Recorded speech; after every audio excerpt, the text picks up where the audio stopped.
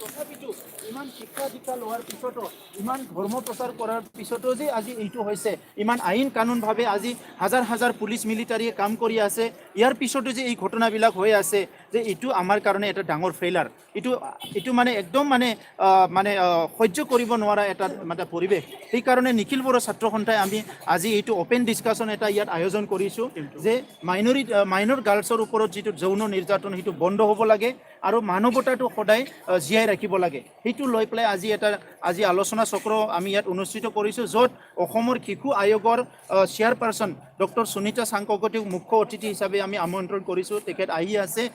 এজন IPS বিষয়া পল্লৱ ভট্টাচাৰ্যী, এজন দক্ষ বিষয়া, বহুত বছৰ ধৰি এই ক্ৰিমিনেল ইছ্যুজবিলাকৰ লগত তেখেতে কাম কৰি আছে।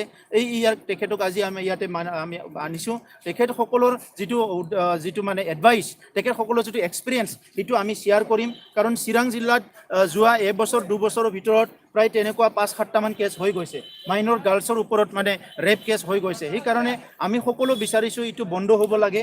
আৰু আনপিনেদি আজি কৰাপশ্যনটোও এটা ডাঙৰ ক্ৰাইম।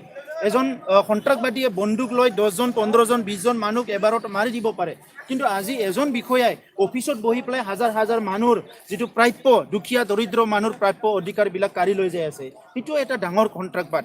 আইনৰ নামত আজি সন্ত্ৰাসবাদ চলি আছে।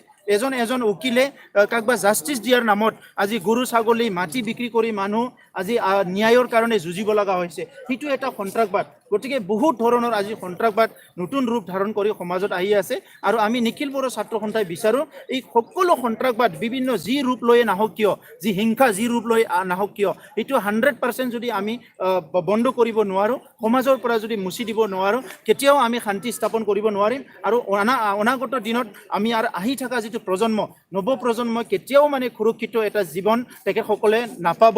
সেইকাৰণে আমাৰ সকলোৰে দায়িত্ব, সমাজৰ সকলো শ্ৰেণীৰ দায়িত্ব, বিভিন্ন অনুষ্ঠান প্ৰতিষ্ঠানৰ দায়িত্ব, বিভিন্ন দল সংগঠনৰ দায়িত্ব, যে এইবিলাক আমি অকল নিন্দা কৰি হাত সাৱটি বহি থাকিলে নহ'ব, যে সমাজত এনেকুৱা পৰিস্থিতি যাতে হ'বই নোৱাৰে। ইয়াৰ কাৰণে আমি নিপ ইন দ্য বাট, এইটো মানে একদম পুলি পখালিয়ে উঘালি পেলাবৰ কাৰণে এই সন্ত্ৰাসবাদৰ এগেইনষ্টত আমি কাম কৰিব লাগিব।